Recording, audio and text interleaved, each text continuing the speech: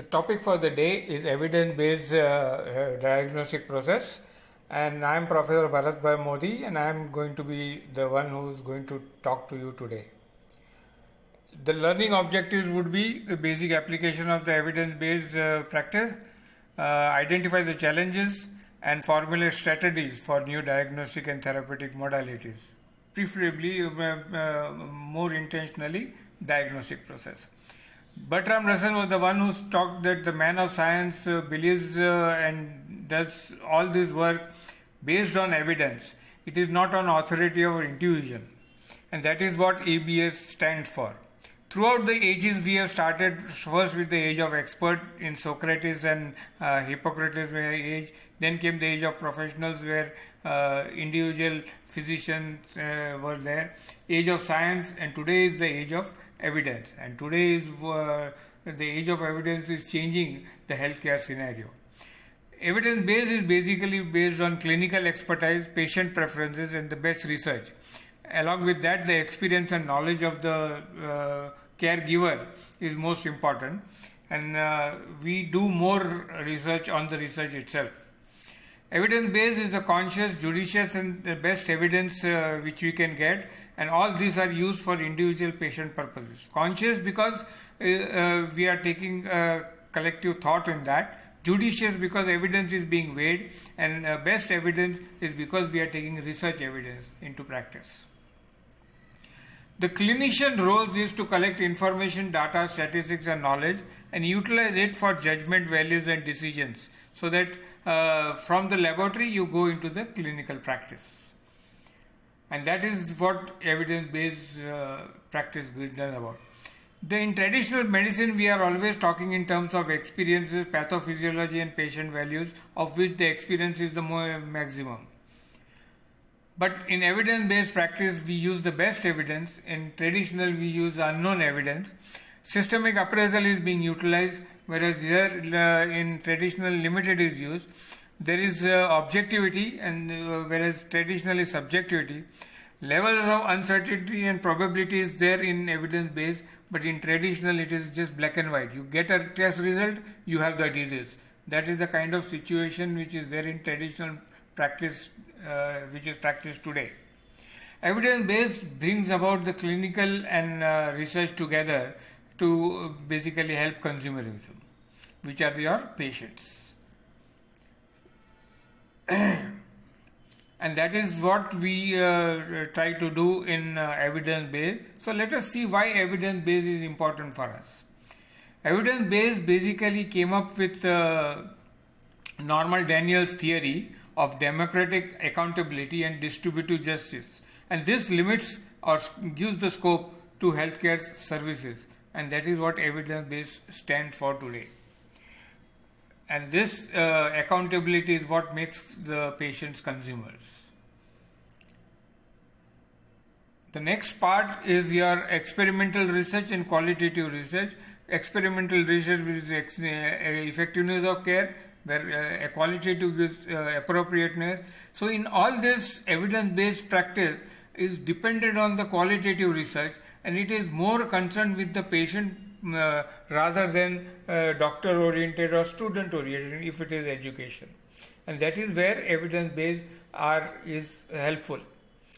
Guidelines, it lays down guidelines, so it defines categories, removes bias, and qualitative research is generally utilized in evidence-based practice. That is the rainbow which is there at the end of the season. Evidence-based was basically based on what Arthur Conan Doyle, who was learned from Joseph Bell, who told him what is observation, deduction, and evidence, and they use it for his books on crime patrol. So that basically is what evidence-based is. Now, 50% of the research abstracts which are there are not being published, and that is why the amount of research which is available to us is very limited, because qualitative index is not there. Standardized method, checklist and peer review are generally not available. Normally, we should be using Delphi method, which is based on consensus and approved technology, where all the body decides that this is the correct method. Systemic reviews using structured reporting, randomized control time, and minimal bias are utilized, and they use consort treatment, and that is what evidence. That is the basic of evidence. That everything is based on standard methodology and structured and scaffolded methodology. Evidence-based promotes consumer protection. It is meaningful, gives you meaningful informed consent, and patient is always involved in the decision making. It is not only what the doctor says that happens, but it is also the patient's perspective. Evidence-based is exhilarating. In 15 minutes, the entire knowledge universe is right on your fingertips by your searching method. Depth of information and gaps of knowledge goes away, and patients gets the pros and cons of what is best for his treatment, and that is where evidence-based strikes the chord. Evidence-based is completely current, whether it is conditions, medications, materials, techniques, or products. It utilizes the best what is available. Now today the literature is so advanced that there are so many, more than 5,000 per day, especially in biomedical science, are being published day in out, and it is physically impossible for us to read all of these articles together. And the number of books which are available, number of publications which are only on Medline is so voluminous that the annual output is so great that you are just not able to reach and learn everything, and that is why always your knowledge is a little behind or backward if you are not practicing evidence-based. For example, let us take implantology. 1 or 2 articles if you are reading per week, then you have to read 2 into 52 weeks, which is there. 50% of the good articles are only in 4 journals, the rest is 97. So ultimately you will end up with 2 into 52 into 101 annually you will have to read to keep abreast of what is happening in one subject, which is implantology. The amount of evidence which is there over the ages, which has been created, even with computer being there present, the amount of information is too voluminous for us to do. The number of guidelines which are available for clinical practice also are so great. So basically, if you want to transfer research into practice, if you want to practice from research to clinical practice, the original research, publication, bibliography and textbook, that particular process takes nearly 16 to 23 years. So whatever students are listening or whatever we are studying today are all about 16, 23 years old, and that is not good enough, and that is why evidence-based process is supposed to be utilized because of the time. Knowledge gap is there. We acknowledge that there is amount of knowledge is rising and our time to reading is less, and that is why there is a knowledge gap. So whenever you are dealing with patients, you are always asking for so many different kinds of tests, is basically because we are short of knowledge, and that is why we depend more and more on these tests which are there, which are being utilized. Now evidence is basically going for the truth, and it is going for the best research which is available to us. If you want to go up there is a ladder or a pyramid which is there. Case report is there, systemic reviews, meta-analysis are at the top position, and that is the right decision to take. You have to take the best available research which is there, and that is from secondary research in terms of systemic review and meta-analysis within the systemic review gives you the best evidence ladder, and that is what you are supposed to be utilizing. And that is the process of evidence base.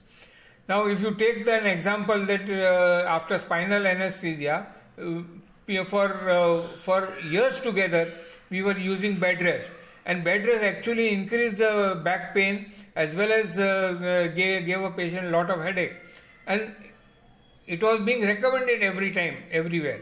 But evidence base tells you that, and that is why you need these 2 types of knowledge: a push type knowledge and and pull type. Push type is something which you read whenever you get a chance, whereas pull type is when you get a patient, you go through that and find out. You give the question, search and appraise, and then apply to that particular patient.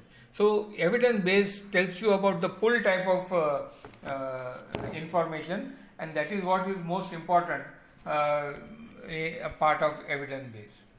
So you formulate the question, track down the best evidence, critically appraise the evidence, and integrate this into clinical practice. These are the steps of evidence base, and it uses the pull method, and it is always the foreground knowledge which you are getting at this particular time.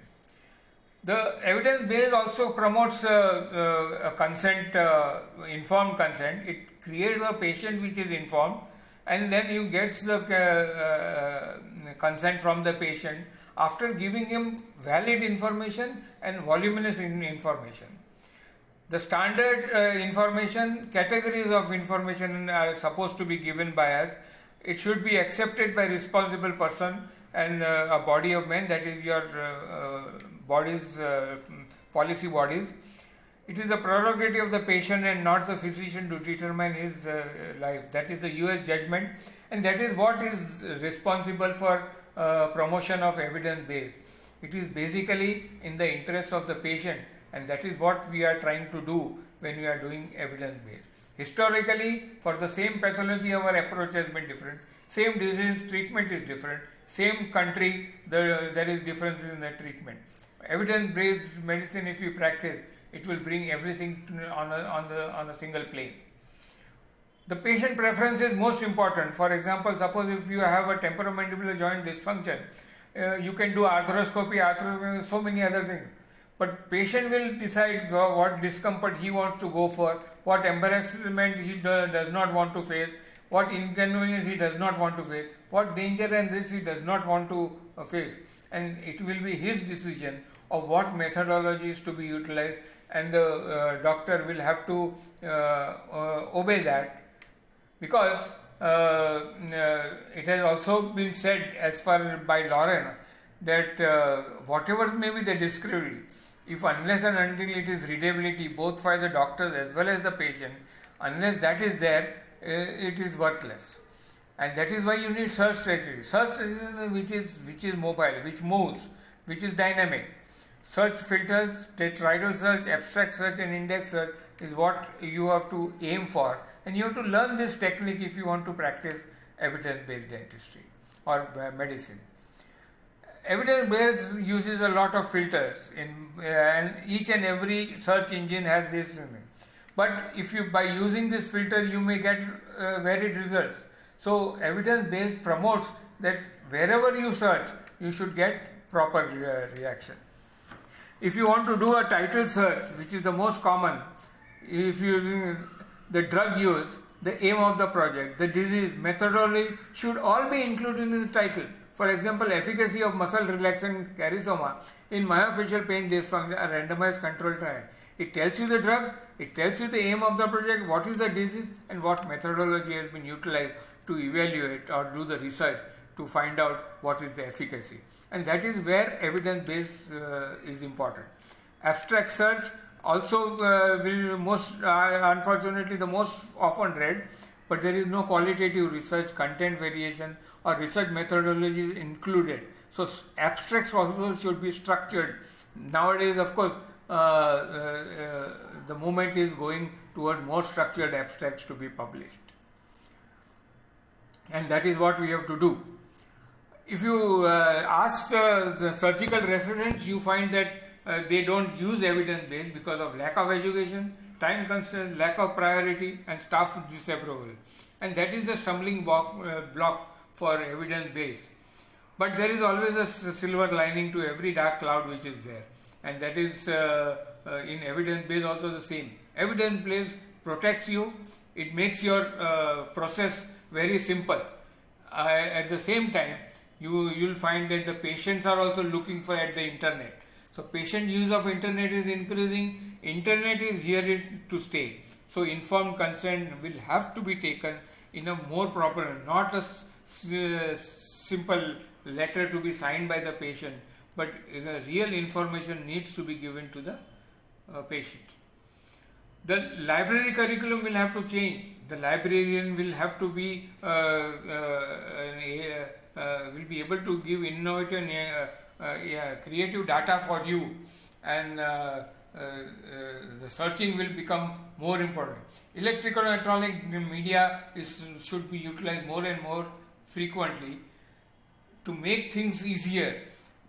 The styling of our methodology has to change. Statistical jargon should be less, technical jargon should be less, and more summary of the patient and patient experience is there, because that is what our healthcare is there. Patient satisfaction is the most important as far as healthcare is concerned. But the rainbow which is there at the end of and the pot of gold which is there at the end is that we have to go for electronic abridged test, full text option should be there, and creative web repository is there, and that is what the doctor prescribed actually, and we have to follow that in the right manner, not in the wrong manner. And that is why we need a lot of different methodologies. Our knowledge should be on the move. So wherever we are going, we need to have that. Smartphones are basically because of that. Now evidence-based is on decision making, patient preference, real communication, shared decisions, and that full complex of evidence-based needs to be practiced, and if it is to be practiced, then information is one of the most key products of evidence-based practice. The improved patient care will only take place if you ask the question why. Every patient who has got an impaction does not need an extraction. So you have to know if your patient has the disease, does it mean that he needs a treatment? That is to be asked. The research, reporting and clinical, these are the three parameters which you have to see. So large population, prospective trials, randomized control trial, uniform criteria, standard treatment, uniform outcome resources and adequate follow-up. These are the things which will tell you about the different parameters. But there are grey areas as far as evidence base is concerned, both in terms of research, reporting and clinical. For example, in cancer or silver filling or composite filling, immediate loading of the implant, whether it is possible. These questions may not be answered very easily if you search, because there is a lack of consensus and the guidelines of evidence base is not being followed. Our research should show us, because our classification should be that. Best evidence base can only be quality of evidence, experience of the practitioner should be there, third person and decision making is there, and teaching in schools should include evidence base as a integrated part, not as a separate subject, but as an integrated part. The efficacy of evidence base will be depending on the profession and the technology which is used and what is acceptable by the policymakers. Actually, evidence base will be demanded by the patients, insurers, courts and scientific, and it based on scientific information, moral values and decision making. This is the circle, wheel of fortune as far as evidence base is concerned, and that is what is required. So what is the next big thing ahead which is there? And that is evidence-based practice. Evidence-based practice is here to stay and it is already with us. So now in diagnostic we do a lot of tests and that is how diagnosis is being done. Why do you take this test? You want to know what has changed, what is the prognosis, what is the treatment planning. Sometimes you don't know anything, so you do a stall for time, see what changes are taking place in the product. And that is why many a times we are actually nonplussed. Okay, what would be the diagnosis? And waiting and watching would be the best thing to do in that particular case. Diagnosed reasoning is like searching for a needle in a haystack.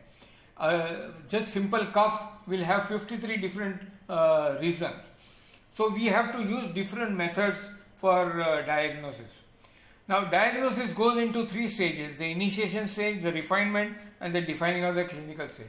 The initiation of the diagnosis based on spot diagnosis, self-labeling, presenting chief complaint and pattern recognition. These are the four basic steps by which majority of our diagnostic processes are being contemplated. Ultimately, we do go ahead with refinement and defining for the final diagnosis, but this initiation of the diagnosis is the most important part. So, initiation starts with what is called as a spot diagnosis. And almost many of the times you find that there are diseases which are so simple and visible that you don't need much, and this is called as exemplar or instance based diagnosis, which is your spot diagnosis. And most of the time when everything is very clear, we probably would depend more on that.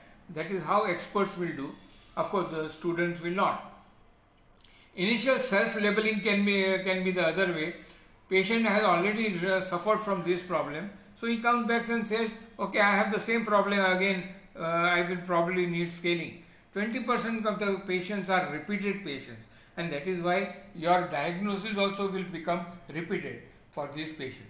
Some people, there is patient recognition is there, like in ectodermal, it runs in families. So if you have treated one child, if the other child comes, you know the problem, probably the second person also is suffering from the same diseases.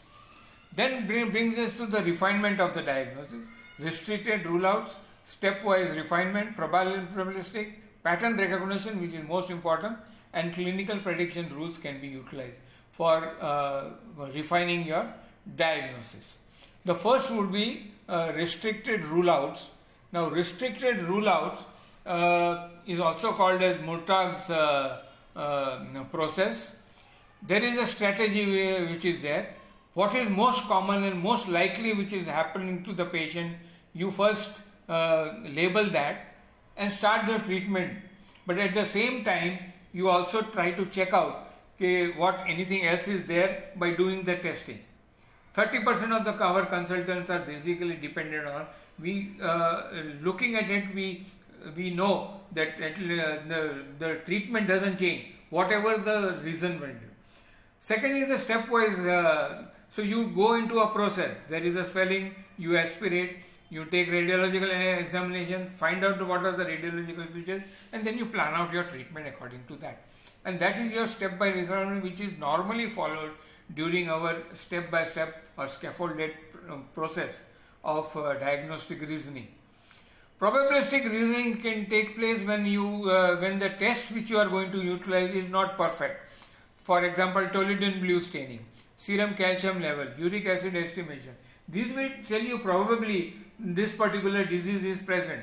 So, for example, toluidine staining, and if it is very highly staining, you probably know that it is a precancerous or a cancerous lesion, and that is how you will start treating the patient, and then you do more confirmatory tests. So these are the kind of tests which tells you what is the probability. Pattern recognition is more important, and this is what we are practicing day in and day out. A 15-year-old patient with a history of trauma, pain on percussion, discoloration is there. The combination of these tells you that there is a periapical abscess in this particular patient, and that is what pattern recognition is there. After you do the case history, you do the summary, and that summary is converted into a pattern recognition from that summary, and you put all these different symptoms and signs together to form a pattern. Now, diagnostic process, if it looks like a duck, quacks and waddles, then it is a duck. If you hear hoof beats, then it is horses, not zebra, unless you are in Serengeti. So there are two different things which you learn from this. One is that there is likelihood that something is there, that is prevalence is there, pattern is there, and the second is that there is prevalence. If you are in Serengeti, of course you will get zebra, and that is your prevalence. So disease will have prevalence. Now, whenever you are going for a diagnosis, you have a positive and negative of various clinical and tests and laboratory tests or imaging tests which you will do, and they will be added on. So, what is reliable and truthful? Can it provide your diagnosis? Will it help treatment planning? Will it change the outcome? These are the questions which you have to ask when you have to go for tests. Tests are reliable only to an extent because they give you only probability. They need to be evaluated, and that is the take-home message. that every test doesn't mean that the patient has the disease. You need to evaluate that particular test results, and that will give you the idea. Now, normally diagnosis, you have patient, clinical examination, and investigation.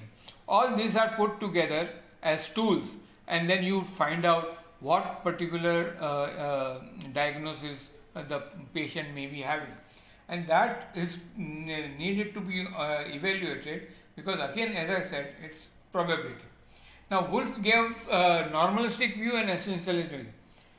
Normalistic view, disease persons are there, similar signs and symptoms are there, variation among the population is there. That is the normalistic view. That is what you do as statistical methods. While biomedical technology, frequency distribution, different are more in terms of what is the probability diagnosis. Normally, in any diagnosis, you will use both these methods. The normalistic as well as essentialistic method will be utilized to come and arrive at a diagnosis. So, we have to realize that disease varies in population. Statistical frequency and prevalence is supposed to be utilized, and signs and symptoms of the test, measures of the disease. These are the take-home messages which you have to take home, and that is what you have to realize. Now, ADA says that it is judicious, clinically relevant scientific evidence, disease clinical expertise is required, needs and preferences of the patient has to be seen. After all this, is the dentist or the doctor's clinical expertise is the most important part, because even though there might be best treatment available, it may not be possible. Now, EBM has the 5 A's: asking, acquiring, appraising, applying and assessing. These are the 5 A's of evidence-based medicine practice, and each of these will need to be practiced. So, we have this process which goes from one to another, and each are dependent on each other: ask, access, appraise, apply and assess. Let us first take ask. Ask is generally done by PICO. PICO stands for P is for population, I is for intervention, C is for comparison, and O is for outcome. And this is what we have to see. And this is how, and this particular method, the question is to be framed. It should mention the population and intervention. So framing of the question is most important. It increases the chances of finding the answers. You will know when you have found the answer, because your framing is good enough. In patients with periodontal disease, will short-term systemic antibiotics when compared to certain reduced pocket depth? Now here we'll find out what is the PICO. This is the question which you have printed. The first is population, patient with periodontal disease. That is your population. Then what will be your the next part of it is the intervention. Intervention is short-term systemic antibiotics, probably minocycline. That is one which is most commonly utilized. Then you have to find it comparison. With what do you want to compare? It is with surgery.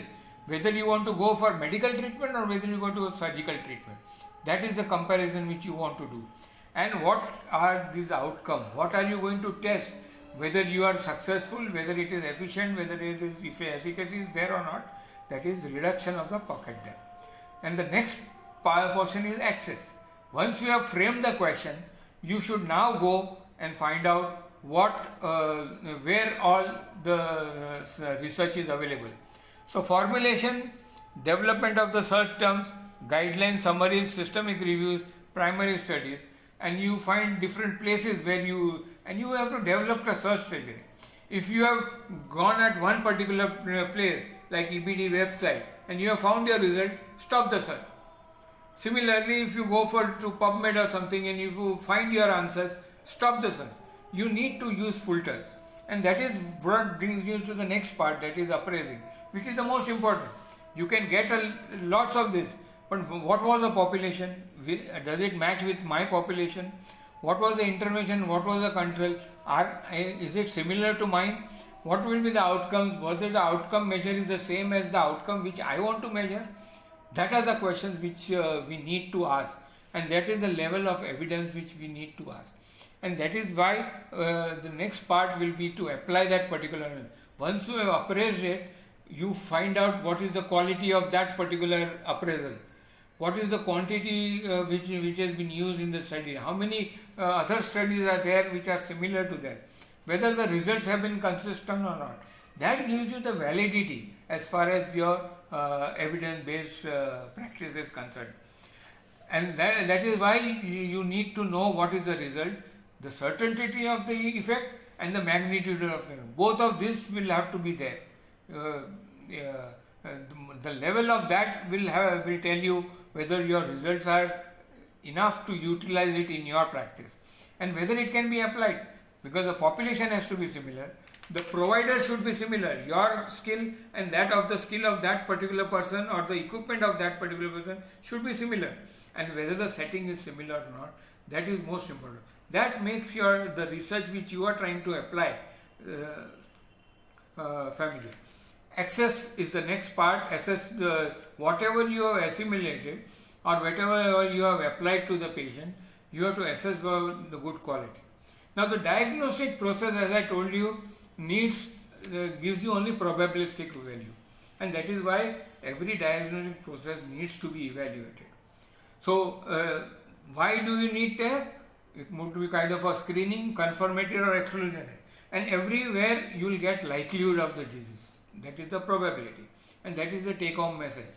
So decision analysis is the most important part of the diagnostic process which we practice in our day-to-day life. So what is the probability? The disease is present is not absolute. It is a probability. There is a probability of disease. Prevalence rate need to be seen. Diagnostic tools, how good they are, that has to be seen. The experience of the person who is evaluating the diagnostic tool, that is important. Whether the tests are modifying your estimates, primary estimates, and positive and negative results.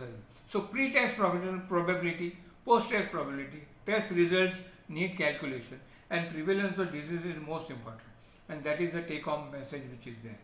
Now how this is to be applied as far as diagnostic process is concerned, that we will see now.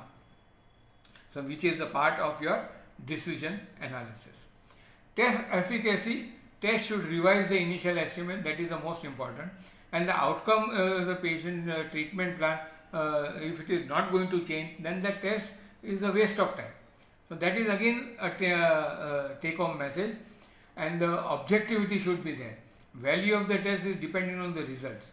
Test only if the revision of decision is there. Prescribed on threshold. Every test has a threshold that you should have. False positive and negative should be taken.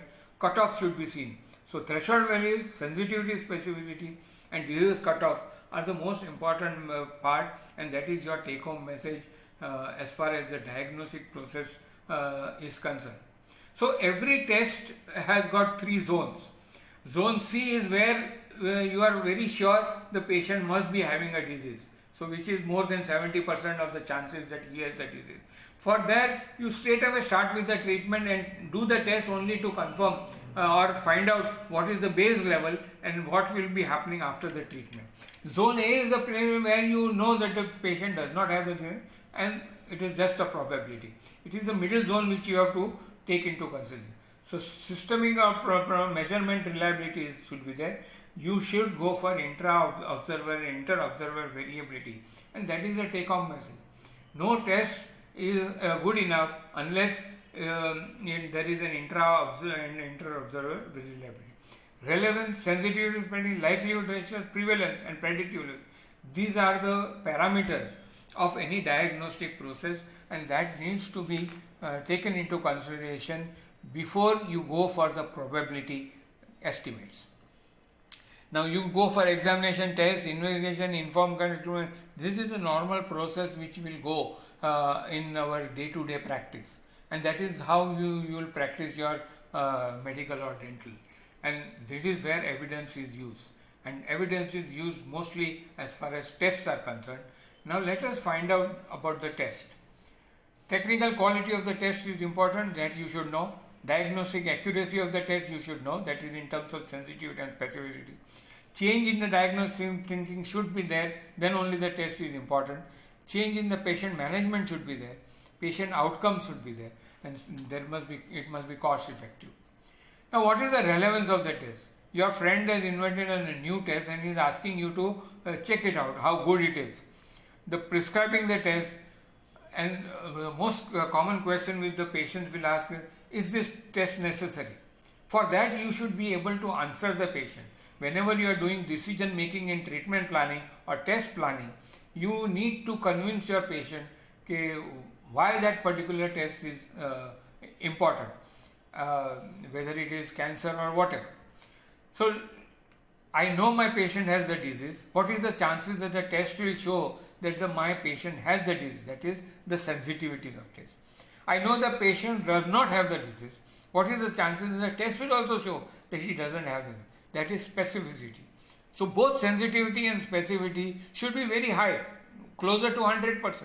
Then only that particular test is good. But of course, no test is that good enough. You know a positive result, but what are the chances the patient has the disease? That is your positive predictive value. You have a negative test, what is the chances the patient does not have the disease? That is your negative predictive. Both positive and negative predictive values are important to tell you whether your test is relevant or whether your diagnosis will be proper. And the most important is the likelihood. It is the proportion who have the particular test result, positive or negative, among those who have the disease to those who do not have the disease. So, likelihood ratio is the test results for people who have positive disease and test results who have negative test, and that gives you the likelihood ratio. Now, to give you an example, hypothetically, your father has some problem and he's got a test. Now, you are planning a test which has got the disease has got a prevalence of 30%. The test sensitivity is 50%, specificity 90%. Now, what are the chances that your father has the disease after this background of prevalence, sensitivity and specificity? Now, if you have to translate that, suppose there are 100 patients, 30 will have the disease because the disease prevalence is 30%, 70 will not have disease. Out of the 30, 15 will be testing positive because your test sensitivity is only 15. Whereas 7 will also test positive because specificity is 90%.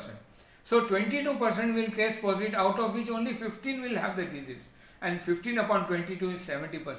So chances that your patient has the disease for a positive result will be 70%. This is the probability which you are giving. Just because the test is positive does not mean the patient has the disease. A disease, if I change the prevalence to 4% with the same parameters of the other thing, then our entire probability will change.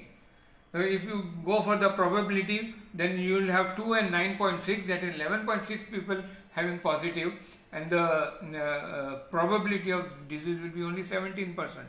So prevalence is the most important thing, and both the sensitivity and specificity important, because all these figures will change and that will change the probability also.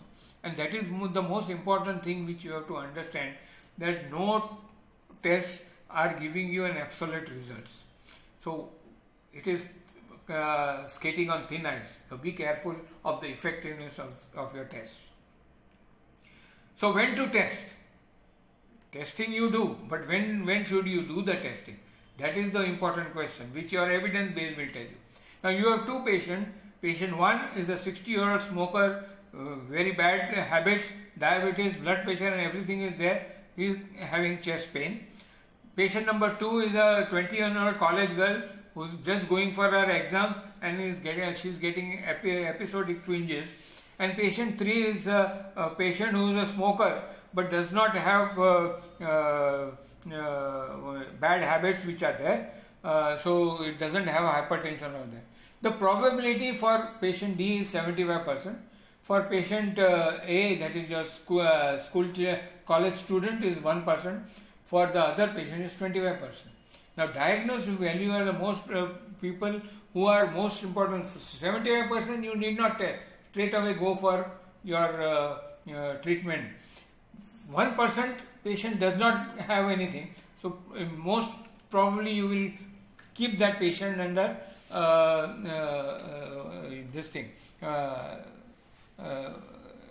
find out what is happening. Action threshold is between these two parameters. If the patient is between those two parameters, go for test. Now you can create a scale like this on likelihood ratio. If the likelihood ratio is more than 10, that means strong possibility of the test, straight away go for treatment and test to find out the base level. For less than 0.1, negative test. So for example, the same thing could be done for a periapical abscess. As you can see here, sinus, pulp chamber exposed, vitality test is negative. All these are increasing the likelihood of a periapical abscess, and it will go more than 10. Then you straight away go ahead and open the root canal. Pre-test predictivity, post-test predictivity are the most important parameters which you should know, and that can be converted into a Fagan's nomogram. So pre-test what you have, after post when the likelihood of your disease presence or probability increases. So positive and negative value, positive test and disease, negative test and disease, accuracy of the test, prevalence of the disease, sensitive, specific, and the prevalence that is what will tell you the positive predictive value and negative predictive value, and will tell you what is the probability that the test. Now each segment of your diagnosis has got own sensitivity. Clinical examination, Bite-wing radiograph, gingival redness, plaque, everything has sensitivity and specificity, and you will need to prepare a standard questionnaire depending on that, and that questionnaire will tell you whether the person has likelihood of the this is a simple method of doing it by looking. For example, in chronic generalized periodontitis, you have all these parameters which are there. Each of them are giving a rating, and you have to find out what is the rating for your patient in this particular, and then add up all those ratings together and lay it down on your probability chart. And if your probability chart is more, and the likelihood ratio is more than 10, then the person has the disease. If it is less than 0.1, it doesn't. So create protocols, predictive values, when and why to test. Knowledge on your fingertips is possibility, and that is what makes it all patient-centered, and that is what diagnostic process and the evidence-based process is all about. So see to it that you are having probabilities and not the confirmation of disease whenever you are doing the test as far as your diagnosis is concerned, and that is why you have to give differential diagnosis. The next part of